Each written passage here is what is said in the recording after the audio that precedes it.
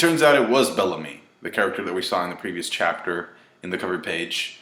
And I think this is a pretty good way of Oda saying that his story, his character arc, has gone full circle.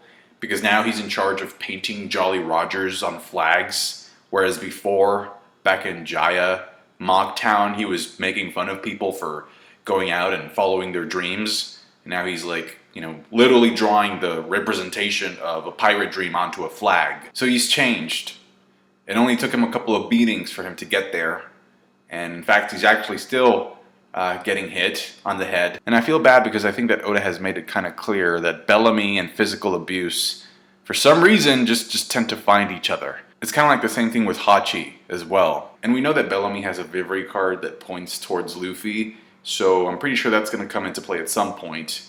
Maybe even during this cover story by the end of it. We're in Bakura Town now, and I have to say that Wano thus far is probably one of my favorite One Piece arcs when it comes to setting. I love this setting, I love the art. It's just so alluring. Like the detail that goes into these backgrounds, into these establishing shots of this little town. Look at that shot with the little village there. Because even though I'm consciously aware that the manga is Japanese, this environment just makes it feel so different. It just feels like you're not reading the same pirate manga that you've always have been. And it kind of carries that vibe on for a while, but then we get introduced to these very wacky, distinctive, weird-looking characters, and your brain is kind of like, oh, nope. We're back in One Piece land, like this mouse man with like just this nasty look on his face, using chopsticks, or Hold'em, the lion smiley user who has a lion face, a lion head on his lower abdomen. That looks so disturbing. It looks so uncomfortable. Like just imagine having an actual lion face that close to your crotch. That is horrible. That is just terrible. If I were him, I'd probably swear revenge against whoever gave him that smiley artificial double fruit. Because that is a curse. Do you think that's why he wanted Otama? So that she could feed the lion and therefore be able to control it and appease it so that it doesn't lash out at him and attacks him. I could totally see Luffy meeting this guy in the future and then automatically cracking a joke about how he resembles the Thousand Sunny. Anyway, I want to go back to the first page because there's something very interesting going on there. If you look at the first panel, you see the Sumo arena in the center and there's a roof on top of it. As most of you may know, Sumo originated in Japan. It's practiced there professionally. And if you look at the shot here, you kind of see the same similar roof that we have going on in the manga here. Now the roof here is supposed to be modeled after the roof of a Shinto temple. When the Sumo arena is indoors, you have this thing above it, and it kind of gives it the impression that it's floating above the pit, above the arena, above the fighters.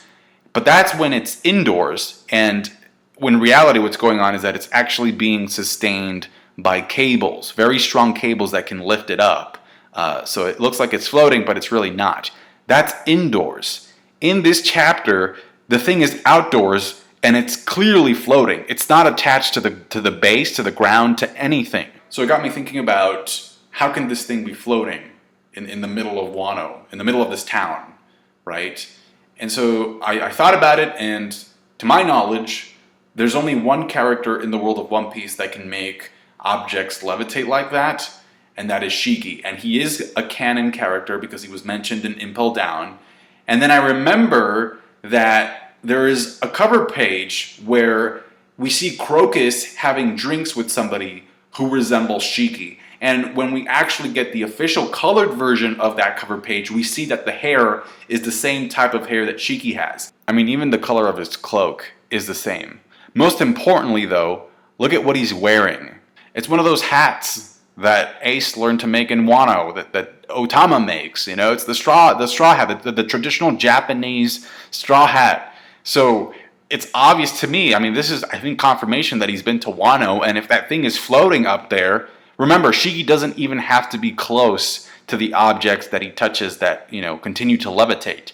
He can just leave them floating. That's just my 2 cents. Anyway, Urashima says that he decided to back off because he was intimidated by Zoro's aura, his presence. And to be fair, Zoro does have a very strong killing intent, or you can sense this vibe from him. It's not the first time that somebody gets intimidated. Not only that somebody gets intimidated, but somebody that, as far as we know, I don't know if he has haki, but you don't need to have observation haki to feel that aura, that vibe from Zoro. We've seen that happen in Sabaody, where like just normal fodder would be like, whoa, what's going on? So yeah, you don't necessarily need observation. Does Urashima have it? I don't know. I hope he does. That being said though, I would be kind of disappointed if either Luffy or Zoro were to fight him, because just by that statement, he's actually saying that he's just, below Zoro's level. But then he goes on to say that he loves to eat raccoon dog meat, tanuki. And so to me, that's a very clear reference to Chopper, because Chopper often mistakenly and jokingly gets confused with a tanuki, a raccoon dog. So I thought to myself, well, maybe Chopper can fight him. And by the way, is this kind of like Oda saying that we're going to see Sanji's group come back into the main storyline soon? Because it's like Chopper's, as far as we know, Chopper's not around this place. But if he's bringing up the tanuki thing, I could definitely see him like wanting to eat Chopper. But in order for that to happen, Chopper has to be around. And we know for a fact that Sanji's group stayed together after they encountered that whirlpool. The only character that got separated from that group was Luffy, so they should still be together. In fact, I wouldn't be surprised if that group runs into Frankie, Usopp, and Robin, and they just, all of them just stick together from that point on. Then again, it's also heavily implied that Robin needs to go into the palace because that's where the road poneglyph is. So it's going to be interesting to see how all these different characters intersect with one another once again. And like I said before, I thought that Hold'em's design and demeanor were very ridiculous, but I also know that sometimes Oda gives goofy traits to characters that are actually considerably strong. Like, he kind of like lowers your guard a little bit by making you think that the character is nothing but a joke, but then when they get serious, it's like, oh wow, this guy's no joke. This is actually, he's a good fighter. So I don't know if that's the case with Hold'em. I hope so. It kind of annoyed me that Zoro said by the end of the chapter, you just can't call out the boss this early in the game. Because not only does that kind of break the fourth wall, because it's like, so Zoro is aware of the arc structure, but at the same time, it's like, Luffy's not even really calling out the boss. Like, he's calling out an underling of the boss. Hold'em is not even a calamity. So he's under an underling of the boss. So I hope he's strong, but at the same time, I wouldn't be too surprised if it turns out that he's just like a scrub. I guess it depends on who fights them, right? And I liked Gazelle Man just panting throughout the entire scene, just like, that was funny. And I also enjoyed Otama's Luffy face when she's kind of forcing herself not to cry. She kind of does the same pout that Luffy does. I thought that was just adorable. She's just an adorable character all around. But again, that line from Zoro was just super interesting to me because it's not like it's Zoro saying that. To me, that's like straight up Oda saying that. You can't call out the boss this soon. But it's like he's calling out Hold'em, for crying out loud. So it got me thinking just like, how long is Wano actually going to last? O-Kiku is rapidly becoming a much more interesting character, I think. I really want to know where she's from because, again, I was surprised to learn that she was kind of new at the leftover town. Suru said that she had been there for like a month or something, and yet she knows so much. Like, she's literally giving the guys like a history lesson. She's talking about the people of Bakura town living there their entire lives, and then how like 20 years ago, the town was lively and full of energy, but then Orochi came in and they started taking the houses. So it's like, how does she know this much? Like, has she been in Wano all this time? Just like moving from town to town, trying to cover up the fact that she's a samurai in hiding. Because we do know that Drake attacked the village that Otama was from, and Drake, I think, defeated 5 samurai that were in charge of, with protecting that village. So maybe she just decided, it's like, maybe it's not the best time to just, wear a I'm a samurai sign on my back. And there's certain behaviors here that we see where she's being kind of careful. She stops Luffy from yelling Otama's name. At one point, she hides behind Zoro. But then by the end of the chapter, she kind of gets pushed.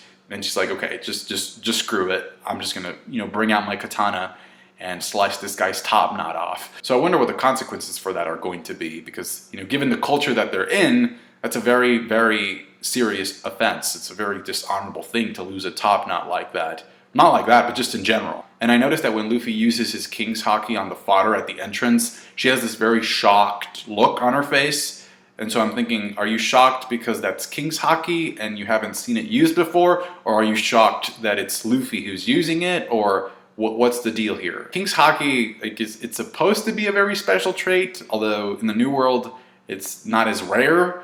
So I wonder why she's so shocked, so surprised, if she's like a samurai and she has like, battle experience. Maybe seeing Luffy use King's Haki gave her hope, because that's the King's disposition Haki. So it's like, hey, maybe we can take Wano back with this guy. And then the people at the entrance that Luffy knocked out kind of made it very clear that the towns in Wano have a very strict control over who goes in and who goes out of these towns. This guy had like a list and he's like, yeah, there's no record of them leaving, so how are they coming back in here? Like that makes no sense. So, it seems like the border policies don't just apply at the outskirts, in terms of like entering the island, but also within the towns themselves. Now there's a part in this chapter where Zoro doesn't interfere with O-Kiku getting taken away. And if I wanted to do some damage control, I could probably say something along the lines of, maybe it's because Zoro wanted to see O-Kiku display some of her samurai skills, since he knows that she's a samurai. So that's why he was just like, help yourself. However, his verbal response to Luffy kind of introduces a weakness that I didn't know he had. And it's a weakness in a very sort of funny / gaggy sort of way, when he says like, yeah, cutting down a semi-naked man, not my thing. I'm not going to do that. And in my Sanji versus Zoro video, I actually mentioned that one of the weaknesses that I've observed when it comes to Zoro is that sometimes he has trouble reaching targets that are high up in the air. So he needs boosts sometimes from people or objects to get him there so that he's close enough to hit his target and aim at it. So like an opponent like Deidara, for example, would be a great matchup for Zoro. Somebody who's like long distance, long range, who can stay up in the air. I think that'd be a really good challenge for him. So I guess the question at this point is, should we really consider sumo wrestlers, semi-naked men, to be an actual weakness for Zoro, or was that just like a funny comment that should just not be taken seriously? Because I do remember back in Punk Hazard, Zoro actually has a quote when he's about to slash Monet. Like as he's walking towards her, he's like, ideally I don't cut women. Like that's not my thing. Like I don't like doing it. I don't enjoy it. It's not something that I would like to do. But have you ever met a wild animal that you were sure wouldn't bite? So of course the answer is no. So it's like, there you go. That being said, it actually just dawned on me why people were making such a big deal about Zoro being hit by Hawkins's nails a couple of chapters ago. I didn't register what the big deal was, but now that I think about it, it's like, oh, okay, I get it. So just so you know, the big deal was that, so Hawkins is a headliner, right? Just like Hold'em, just like Speed, just like Sheepshead. And Sheepshead, back in Zou, like Sanji took him out easily, all right? And so given the fact that both Hawkins and Sheepshead have the same rank, I think that's what kind of started fueling the fire for that discussion to take place. But like just because they have the same rank doesn't mean that they're at the same level power-wise. Because imagine if that were true, all right? Imagine if Sheepshead was actually at the same level as Hawkins.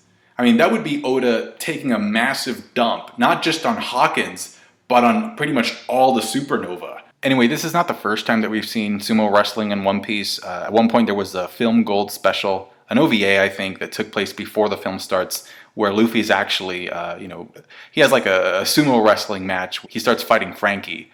And that fight was, that sumo wrestling match was inconclusive because Nami got involved because the two of them started taking it very seriously and they were about to destroy the ship. So I don't know if I could say that I would be necessarily excited about Luffy potentially participating in this match, in this sumo wrestling competition, because I've already seen that side of him. Plus, I think that if he were to do so, like something like Tank Man, which is something that would align with this sort of activity, would be overkill. Unless, of course, you get stronger fighters in there. But I think, narratively speaking, this is the point of the story where things just, sort of like tend to crumble into chaos. So we'll see what happens. Overall, it was a very basic setup chapter, but I appreciate it for the reasons that I just talked about. Thank you so much for watching. If you appreciate the review, I would appreciate you leaving a like. Thanks again for everything you do. Subscribe to my channel for more One Piece content. Comment down below what your thoughts about the points that I raised. Catch you guys later. Thanks a bunch. Bye.